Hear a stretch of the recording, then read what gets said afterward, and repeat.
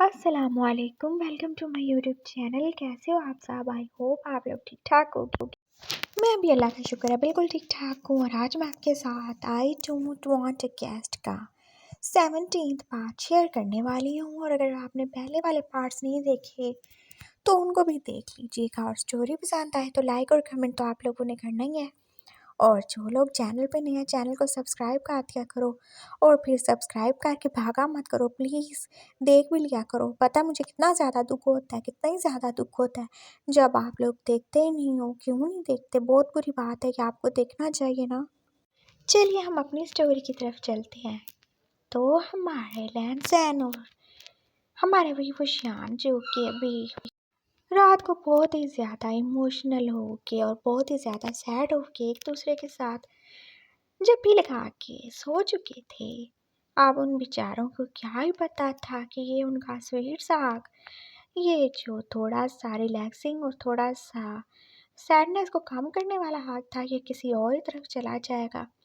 और सुबह के कोई 5 ही बजने वाले होंगे और ये तो सर्दियों का ही मौसम था ना, तो अभी अंधेरा ही था।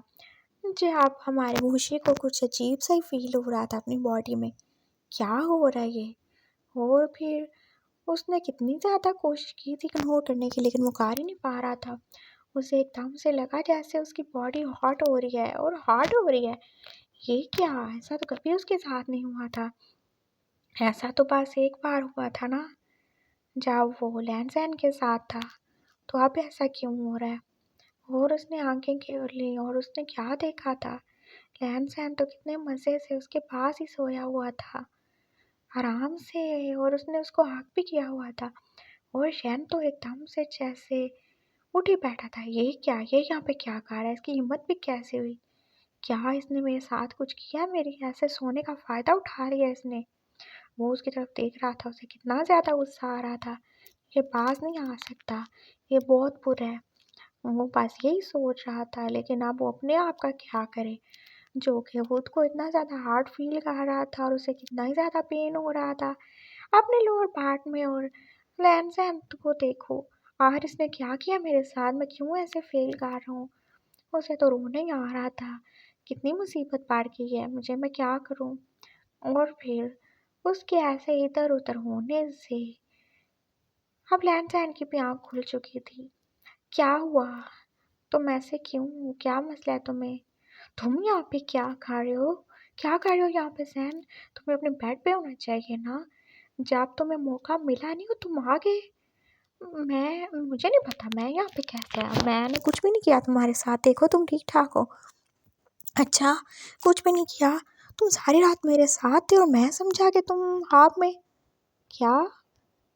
मैं समझा? क्या समझे तुम? और अब शहन एकदम से चुप ही हो गया है। वो उसे क्या ही बोलने वाला था कि वो अपने ख्वाबों ख्यालों में अभी भी उसे इमेजिन करता है। कभी प्यार में, कभी दुख में, वो हमेशा उसके साथ ही होता है।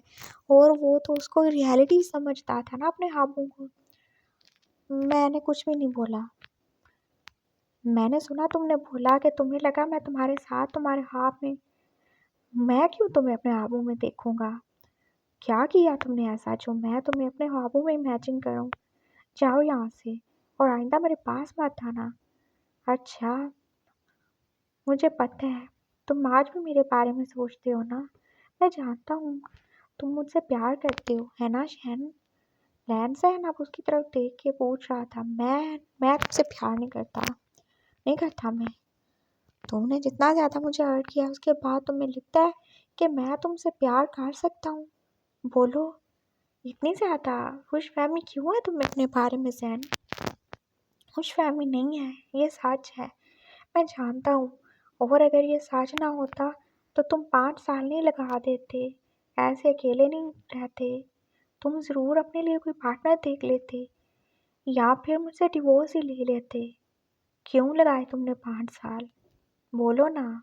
अगर तुम्हारे दिल में मैं नहीं हूँ या तुम मुझसे नफरत करते हो तो क्यों नहीं तुम मुझसे अलग होगे? तब भी क्यों नहीं होगे? तुमने इतना टाइम क्यों लगाया? और अब शहन के पास उसके सवाल का कोई जवाब नहीं था। वो बस सर झुका गया था और वो सच ही तो कह रहा था, चाहे उसने कितना ही ज़्यादा उसे हर्ट किया था। लेकिन वो फिर भी अपने दिल से उसे निकाल ही नहीं पाया। और क्या बचपन का प्यार, जो कि पहली बार में आपके दिल पे किसी का नाम लिख जाता है, उसे मिटाना आसान होता है? नहीं होता। वो तो जैसे पत्थर पे लकीर होता है जो मिट ही नहीं सकता ना। तो वो कैसे मिटा सकता था? हाँ, उसे दुख है, उसे बहुत ज़्यादा दुख है, उसे बहुत ज़्यादा पेन देने वाला भी यही बंदा था, लेकिन वो उसे नहीं भुला सका। वो उसका प्यार था, उसका हस्बैंड था, नहीं भुला सकता था। बोलो ना शहन, कुछ नहीं, दफ़ा हो जाओ तुम यहाँ से। जाओ अपने बेड पे और आइंदा मेरे पास मत आना। ये देखो तुमने क्या किया है। और अब फिर से उसकी ज़ुबान फिसल गई थी। क्या किया मैंने? मैंने कुछ भी नहीं किया। और अब शहन ने नीचे देखा और अब लहमजान ने भी नीचे देखा। ओह! तो तुम ये सब इमेजिन करते रहे हो, ये सब सोचते रहे हो? मुझे तो नहीं पता था, मुझे लगा तुम तो शायद बहुत ज़्यादा सैड हो, बहुत ज़्यादा दुखी हो। लेकिन देखो तुम्हारी कैसी हरकतें हैं। तुम ख्वाब में मेरे साथ क्या-क्या करते रहे हो ज़रा बताओ मुझे? हाँ, वो एकदम से नॉटी हो रहा था।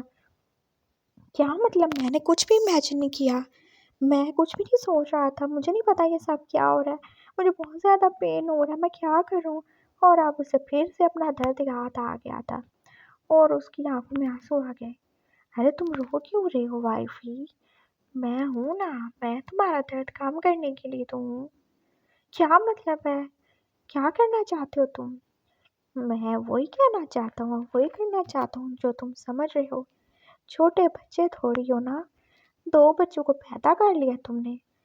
क्या बकवास किए जा रहे हो? कौन से 2 बच्चे? मैंने कितनी दफ़ा बोला है, कितनी दफ़ा ही बोला है कि वो मेरे बहन-भाई हैं। अच्छा चलो सही है, नहीं पैदा किया होगा, लेकिन अब तुम्हें अपनी प्रॉब्लम का सॉल्यूशन चाहिए कि नहीं चाहिए? या तुम ऐसे ही पेन में रहना चाहते हो? बताओ मुझे। मुझे नहीं पता, पीछे हो जाओ यहाँ से। तुमने बहुत बुरा किया है, बहुत बुरे हो तुम। तुमने ज़रूर रात को मेरे साथ कुछ किया है। तुमने ज़रूर मेरे सोए हुए होने का फ़ायदा उठाया है। तुम बहुत बुरे हो ज़ैन, बहुत बुरे। उसे फिर से रोना आ रहा था। अरे जानू, मैंने कुछ भी नहीं किया, आई स्वेयर, मैं तो बस तुम्हें हक करके सो गया था। और तुमने होती तो रात को मुझे बुलाया था, तुमने बोला था कि तुम्हें सर्दी लग रही है, तो मैं फिर आ गया। मैंने कब बुलाया? अरे तो मैं क्या झूठ बोल रहा हूँ? तुम्हें खुद नहीं पता कि तुम सोते हुए कितनी ज़्यादा बातें करते हो, पता नहीं क्या क्या ही करते हो। मैं क्या झूठ बोलूँगा? मैं झूठा हूँ क्या? और अब शहन चुप हो गया। उसे लगा हाँ शायद वो सच ही कह रहा होगा। क्या पता उसने उसे बुलाया हो। तो मैं तुम्हारी हेल्प करूँ क्या?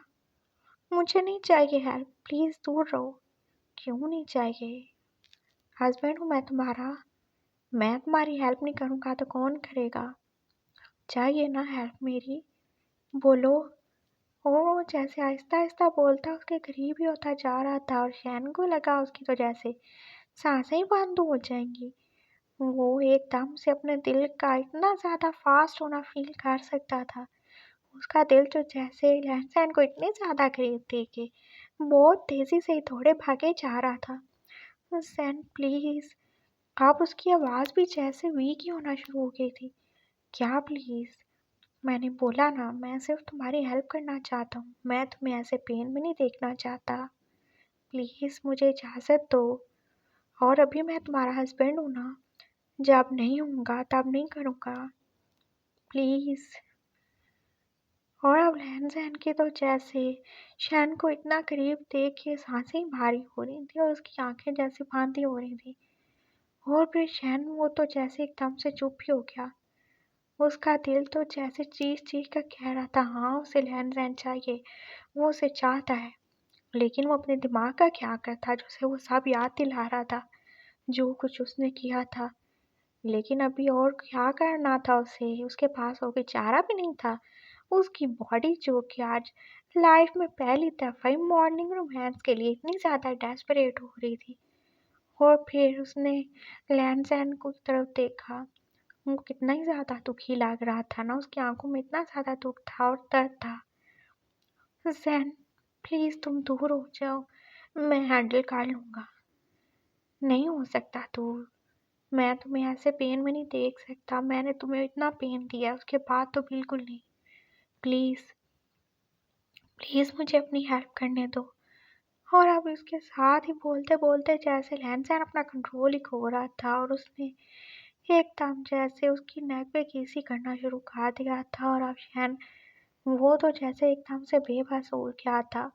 वो अपनी फीलिंग्स और इमोशन अब बह नहीं लगा था। उसे भी ये सब चाहिए था। कितना टाइम हो गया था, उसे अपने हस्बैंड का प्यार नहीं मिला था। उस रात के बाद तो बिल्कुल भी नहीं, वो कितना ज़्यादा अकेला फ़ील करता था। उसे कितनी ज़्यादा ही उसकी ज़रूरत थी, लेकिन वो नहीं था।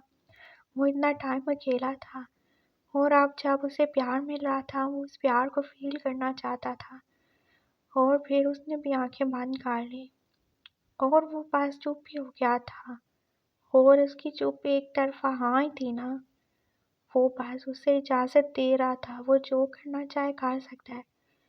और अब रहन-सहन उसने जब देखा कि शहन तो एग्री है ना, उसे कोई प्रॉब्लम नहीं है, वो कितनी ज़्यादा हैप्पी हो गया था।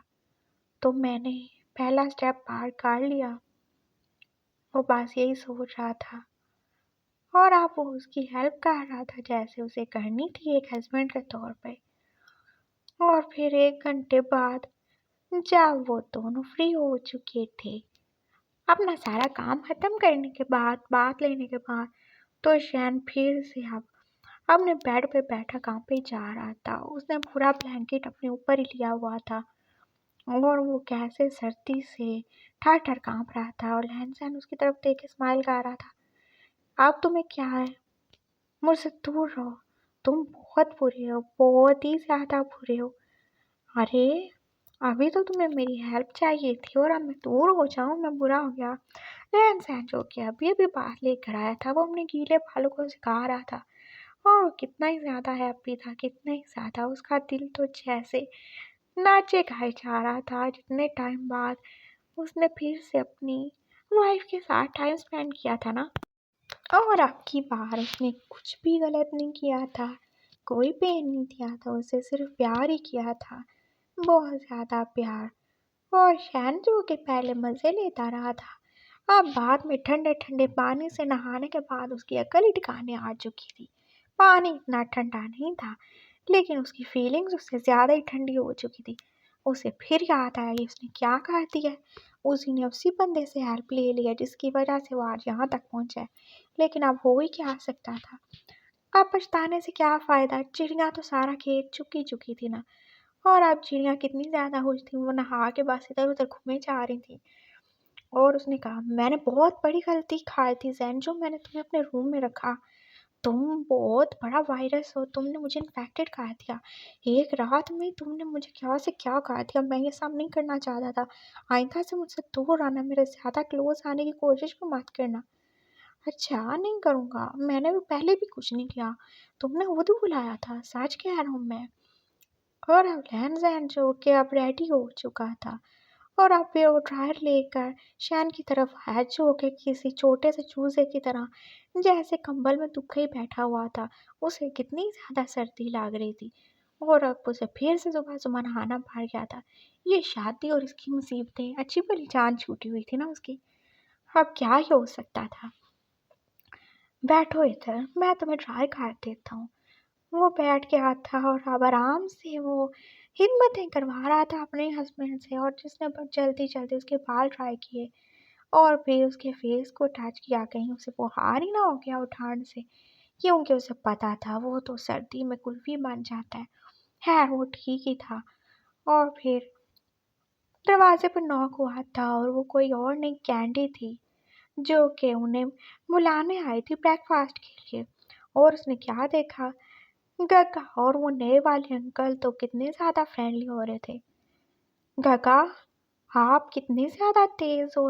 मैंने आपके चक्कर में इन अंकल से इतनी ज़्यादा बदतमीज़ी की और मैंने बोला था कि मैं इनको यहाँ पे रहने नहीं दूँगी, और आप खुद ही इनसे फ्रेंडशिप करके बैठ गए। आप कैसे भूल सकते हो, इन्होंने आपको टॉर्चर किया, मारा था ना आपको इन्होंने, भूलो। और अब वो जैसे बहुत ही गुस्से से शैन की तरफ देख रही थी और शैन जो कि अब उस बच्ची की तरफ देख के एकदम से बोला, वो कैंडी कुछ भी नहीं, वो बस अंकल पता नहीं क्या ही खा रहे थे। मेरी इनसे कोई दोस्ती नहीं हुई है, कुछ भी नहीं है। वो तो बस इन्होंने फिर से सुबह-सुबह मेरे ऊपर पानी गिरा दिया था, तो मैंने बोला जल्दी से मेरे बाल ड्राई करें। इन्होंने ऐसा किया। क्या? इन्होंने आपके ऊपर पानी गिरा दिया? हाँ ना, तुम्हें पता है ना मुझे कितनी सर्दी लगती है, इन्होंने मुझे पानी से पूरा नहला ही दिया था, तो मैं क्या करता, इसीलिए मुझे इनकी हेल्प लेनी पड़ी। शैन ने एकदम से झूठ बोल दिया और लैन को तो जैसे अपनी हंसी रोकना मुश्किल ही हो गया था और उस लड़की ने उसकी तरफ देखा। हे अंकल, आपको शर्म नहीं आती? देख नहीं रहे, दिसंबर है, इतनी ज़्यादा सर्दी है और इतनी ज़्यादा स्नोफॉल हो रही है, हमें तो स्कूलों से छुट्टियां भी हो गई हैं और आप क्या कर रहे हो? हैं आपकी हिम्मत भी कैसे हुई? मेरे काका को आपने ठंडा ही खा दिया। वो जाके एकदम से शैन के गले ही लिपट गई थी। आप ठीक तो है ना? आपको सर्दी तो नहीं लग रही ना? मैं आपके लिए सूप लेके आऊं? मैं बड़ी मामा को बोलूं? नहीं, मैं ठीक हूँ। तो चलिए ना ब्रेकफास्ट करते हैं, वैसे भी हमारी छुट्टी है ना, फिर हम मिल के खेलेंगे, चले ना। वो उसका हाथ पकड़ के लेके जा रही थी और रैमज़न वहीं खड़ा देख रहा था और फिर लड़की को शायद उस पर तरस आ गया था। आप भी चलें। और उसने उसका हाथ भी पकड़ लिया था और आप वो दोनों हाथ में उन दोनों का हाथ पकड़े आ रही थी और फिर शैन के पापा ने देखा था। शैन जो कि आज पहले से कहीं ज़्यादा ही नॉर्मल लग रहा था। हाँ, उन्होंने क्या ही सोचा था कि शहनशाह आएगा, गुस्से से लाल पीला होगा, लेकिन वो लाल-लाल तो था लेकिन गुस्से से नहीं। और वो कहीं न कहीं फ़ील कर सकते थे कि शहन इतना भी ज़्यादा नाहोश नहीं है। और लहन-सहन, वो भी कितना ज़्यादा होश लग रहा था। तो क्या सिर्फ़ एक रात में इनकी दोस्ती हो गई? वो दिल में सोच रहे थे, वो दुआ कर रहे थे, काश जो मैं सोच रहा हूँ वैसे ही हो। और फिर ब्रेकफास्ट करने के बाद लैन-सैन ने शैन को बताया, तुम जल्दी से रेडी हो जाओ, हमें जाना है। कहाँ जाना है? अरे आज हमने शूट पे जाना है ना। शूट पे? हाँ, तुम भूल गए क्या? तुमने फ़ोटो शूट करवाना है ना हमारे ब्रांड के लिए और हमें उसको लॉन्च भी तो करना है ना, तो उसके लिए क्या फ़ोटो शूट नहीं करवाओगे तुम? अच्छा। और अब कैंडी भी एकदम से उठ बैठी, मैं भी साथ चलूँगी। तुम क्यों साथ चलोगी? क्यों, आप भूल गए क्या? हम कौन हैं? हम गगा के बॉडीगार्ड हैं।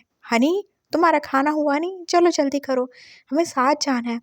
और हनी जो कि बेचारा अभी खाने पीने में बिजी था, एकदम से अपनी बहन का ऑर्डर सुन के वहीं प्लेट में ऑमलेट छोड़ के उठ बैठा। हाँ ठीक है चलते हैं, मैं ज़रा वॉशरूम से हो लूँ। और वो जल्दी जल्दी वॉशरूम में भाग गया था और कैंडी एक तो बात है, अब देखो इसको खाना पीना नहीं तो वॉशरूम की पड़ी रहती है।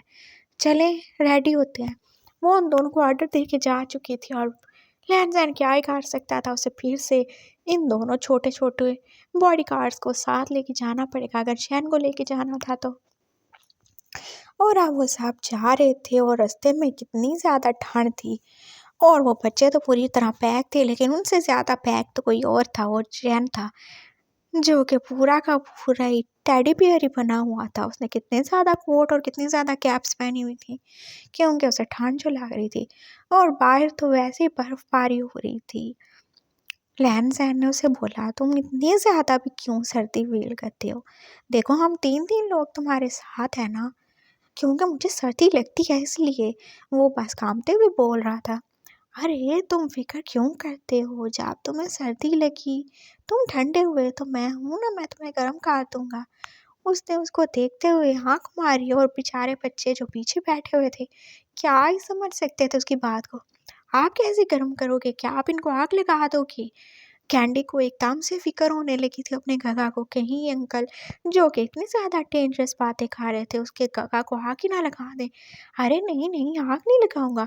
फिर कैसे गर्म करोगे? बताओ, क्या गर्म करोगे आप? वो एक खाना है जो आप उन्हें गर्म कर दोगे या कहीं आप उन्हें ओवन में तो बंद नहीं कर दोगे ना? कैंडी को एकदम से फ़िक्र होने लगी थी शैन की। अंकल क्या करना चाहते हो आप गगा के साथ? अरे नहीं मैं गर्म करने की बात, मैं तो वैसे कह रहा था कि मैं उनको बहुत ज़्यादा कोज़ी-कोज़ी सा रखूँगा ना। हाँ, नरम-गरम चीज़ें खिलाया-पिलाया करूँगा, जैसे सूप, चाय, कॉफ़ी वग़ैरह, मैं तो ये कह रहा था ना। अच्छा, तो आप सीधी तरह भी बोल सकते हैं, ऐसे डबल मीनिंग बातें करने की क्या ज़रूरत है? डबल मीनिंग बातें, हाँ तो ये डबल मीनिंग बातें हैं ना। मुझे तो यही लगा कि यहाँ मेरे काका को तवे पे डाल दोगे या फिर ओवन में बंद कर दोगे, वो छोटे से तो हैं। हाँ छोटे से।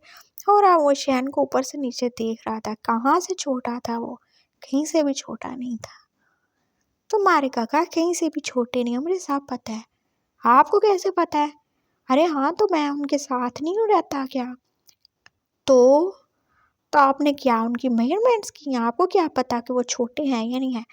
अरे मेजरमेंट करने की क्या बात है, नज़र ही तो आ रहा है, देखो कितने लंबे से हैं। तो आप नज़र लगाओगे क्या?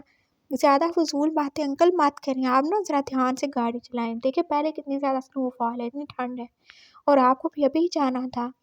चलें, कहीं एक्सीडेंट ना करवा दीजिएगा, मुझे अपनी जान बहुत प्यारी है और अपने गगा की भी, और आपने उनको अपने साथ ही बिठा लिया है। चलें, आपको जो होना है हो जाए, लेकिन हमारे गगा को कुछ नहीं होना चाहिए। अरे उन्हें क्यों कुछ हो? हनी जो कि एकदम से चुप ही बैठा हुआ था, बोल पड़ा था, और लहन ने फील किया हर हनी को क्यों तकलीफ हो रही है। तुम्हें इतना बुरा क्यों लग रहा है? वो कौन सा हमारे कुछ लगते हैं? शैन काका हमारे भैया हैं, हमें उनकी फिक्र करनी चाहिए, किसी स्ट्रेंजर की नहीं। लेकिन वो बहुत अच्छे हैं, वो बहुत स्वीट हैं, वो पापा पापा से लगते हैं। हनी कितनी मासूमियत से बोल रहा था। क्या बोला तुमने? तुम्हारी हिम्मत भी कैसे हुई उनको पापा बोलने की? और अब शैन जो कि एकदम से स्टन रह गया था, ये वो क्या सुन रहा था? हनी लैन सैन को पापा क्यों बोलना चाहता है? उसने पीछे मुंह मुंह कर के उसकी तरफ गुस्से से देखा था। काका मैं तो कुछ भी नहीं बोल रहा, बस वो ही कह रही थी कि अगर मैं चाहूँ तो उन्हें पापा बोल लूँ। और देखे ना हमारे पापा तो बूढ़े से है ना, मुझे अच्छा नहीं लगता, मुझे यंग पापा चाहिए। वो बस बोल के अब सर झुका के रह गया था, और अब उसे लगा था कि कैंडी बस उसे 2-3 थप्पड़ तो मार ही देगी। लेकिन कैंडी ने पता नहीं क्यों नहीं मारा, वो बस चुप करके अब लहन सहन की तरफ ही देख रही थी। और शैन भी क्या ही लहन सहन बोल रहा था, बच्चों को भी उसने नहीं छोड़ा था, उसको भी अपनी साइड पे करने की कोशिश की उसने। ये कभी नहीं बदल सकता, ये ऐसे ही है। देखो हनी, ये हमारे पापा नहीं है, ये तुम्हारे पापा भी नहीं है। हमारे पापा वही हैं जो हमारे हैं, ठीक है? कोई पापा नहीं है। चलो, अब ऐसी बातें नहीं करना, नहीं तो काका को बहुत बुरा लगेगा, वो नाराज़ हो जाएंगे। क्या आप मुझसे प्यार नहीं करते? आप चाहते हो मैं आपसे नाराज़ हो जाऊं? नो काका।